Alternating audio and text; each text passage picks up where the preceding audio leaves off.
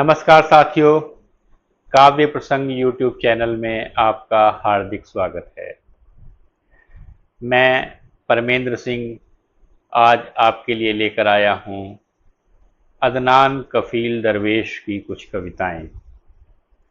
उनकी ये कविताएं उनके अब तक के प्रकाशित 2 कविता संग्रहों से ली गई है। पहला संग्रह ठिठुरते हुए लैंप पोस्ट और दूसरा कविता संग्रह नीली ब्याज। कविताएं शुरू करूं इससे पहले मेरा आपसे निवेदन, यदि आपने अब तक काव्य प्रसंग को सब्सक्राइब नहीं किया है तो इसे सब्सक्राइब कर दें, अपने मित्रों के साथ शेयर करें और अपनी राय से हमें ज़रूर अवगत कराएं। आइए सुनते हैं अदनान कफील दरवेश की कुछ कविताएं। कविता है प्रतीक्षाएं। 1। प्रतीक्षाएं तुम्हें उजाड़ कर पवित्रता से भर देंगी। प्रतीक्षाएं तुम्हें उजाड़ कर पवित्रता से भर देंगी। तुम आप से आप भटकोगे, मुरझाओगे, झड़ोगे, गलोगे, खो जाओगे। 2। फूल और चटक होते हैं जब मरती है कोई उम्मीद।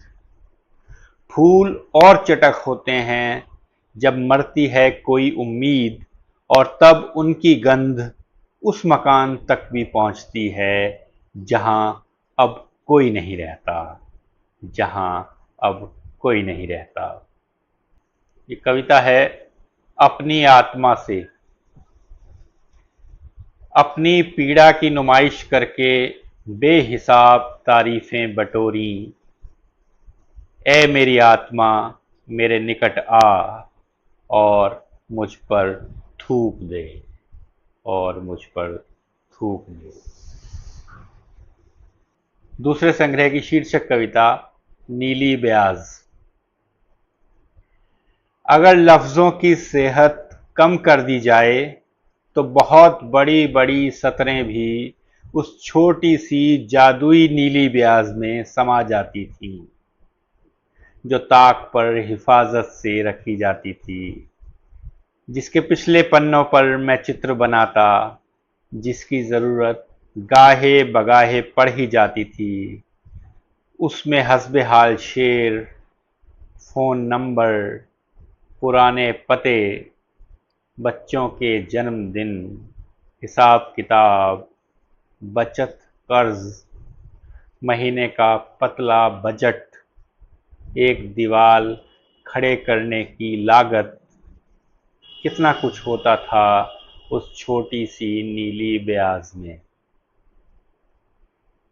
पहले तो ब्याज गुम हुई, पहले वो ब्याज गुम हुई, फिर वो लिपि, फिर वो लोग, फिर वो घर, और फिर हमारा ये जीवन, और फिर हमारा ये जीवन।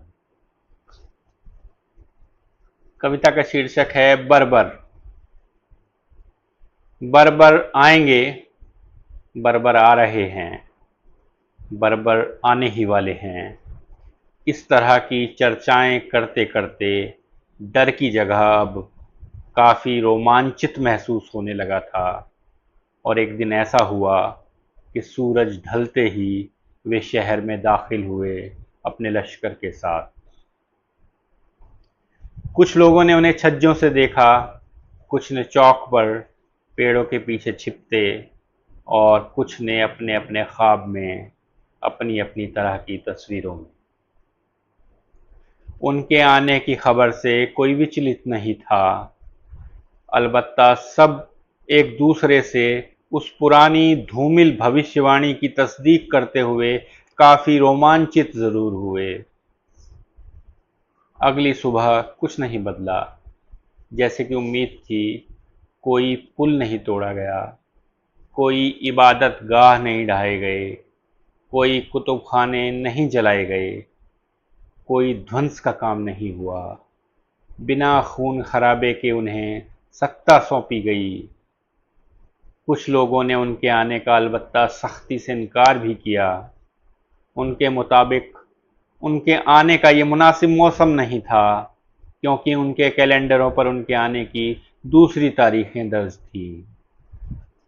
कुछ के लिए उनका इंतज़ार अब बेमज़ा हो चुका था, इसलिए उन्हें उनके आने न आने से कोई ख़ास मतलब नहीं रह गया था। कुछ ये जानते हुए भी कि वे अब आ चुके, इंतज़ार ही कर रहे थे उनके दोबारा आने का। जिन्हें यकीन था कि वे आ चुके, अब अपने अपने काम में जुट गए, नए जोशो खरोश के साथ। धीरे धीरे ज़्यादातर लोग उनके आने के फ़ायदे गिनाने लगे, और उन्हें बुरा लगता जब उन्हें कोई धीरे से भी बर्बर पुकारता, क्योंकि उनके लिए बर्बरता किसी दूसरे ज़माने या किसी दूसरी दुनिया की चीज़ थी। वैसे भी बर्बरों को ज़्यादा कुछ करने की ज़रूरत भी नहीं पड़ी, क्योंकि दिनों दिन उनकी ताकत और पकड़ बढ़ती ही जा रही थी, और वे देखते न देखते शहर के चप्पे चप्पे पर अपना पूरा कब्ज़ा जमा चुके थे। किसी को महसूस भी न हुआ, और पूरे शहर की हवा बदल गई। वे रियाया के बीच राय शुमारी करते और अनोखे बर्बर कानून नाफिज करते जाते, और ये रोज़ का ही मामूल बन गया, इसलिए अटपटा लगने की बात ही नहीं थी।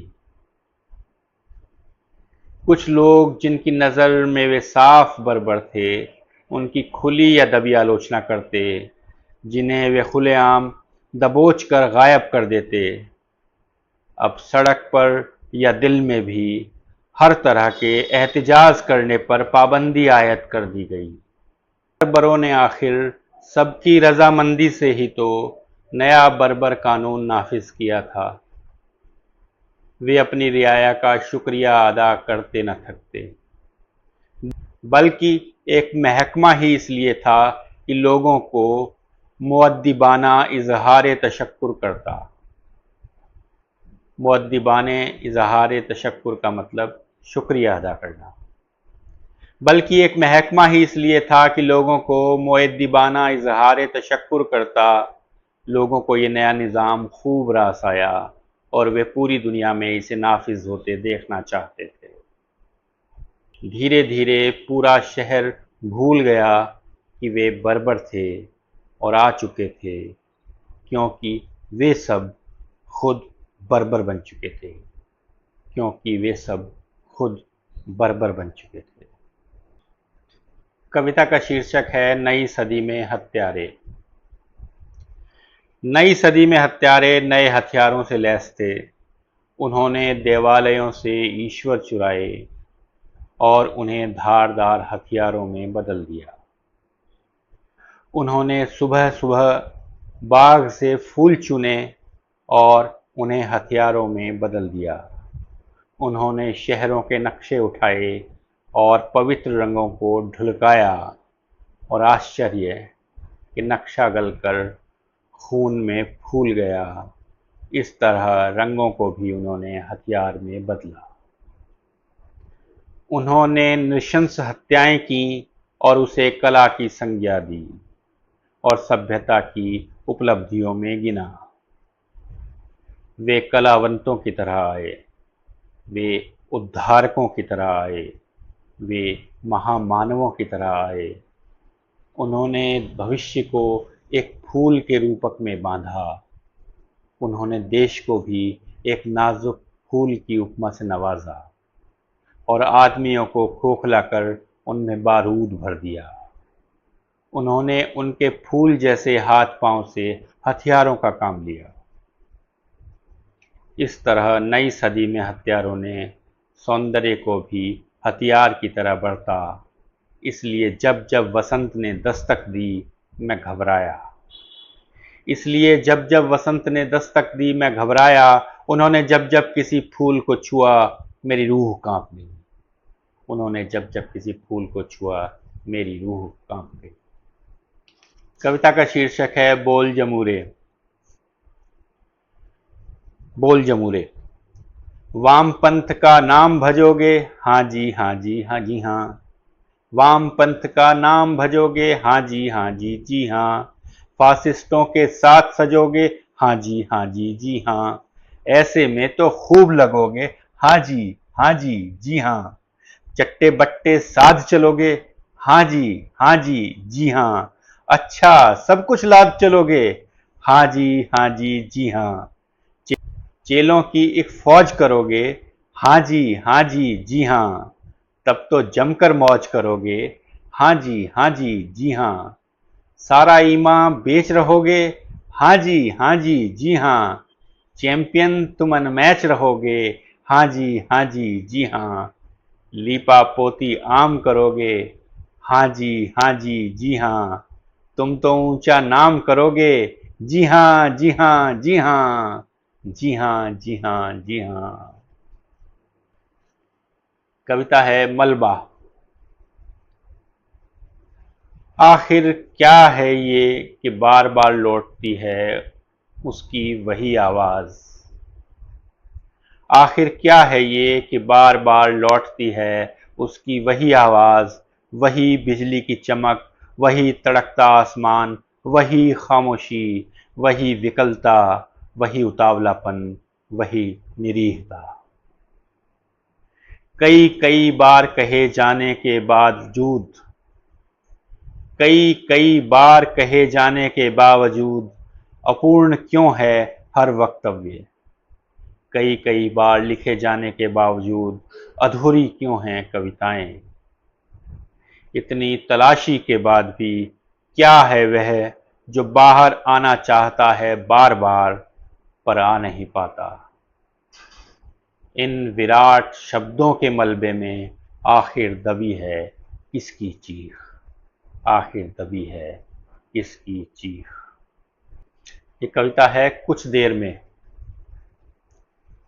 कुछ देर में पिघल जाएगी बर्फ, कुछ देर में गल जाएंगे पेड़, कुछ देर में राख हो जाएंगे शहर, कुछ देर में अदृश्य हो जाएंगी नदियां, कुछ देर में ठंडी पड़ जाएगी इच्छाओं की लाल टोकरी, कुछ देर में धूल की तरह उड़ जाएंगी शिकायतें, कुछ देर में चटक जाएगा आईना, कुछ देर में नष्ट हो जाएगी भाषा, कुछ देर में बुझ जाएगा सूर्य, कुछ देर में लपेट दिया जाएगा आसमान, कुछ देर में सुख बुगाएंगे पहाड़, कुछ देर में बेमानी हो जाएगी ये जिंदगी, कुछ देर में खो जाएगी वो सुरीली आवाज।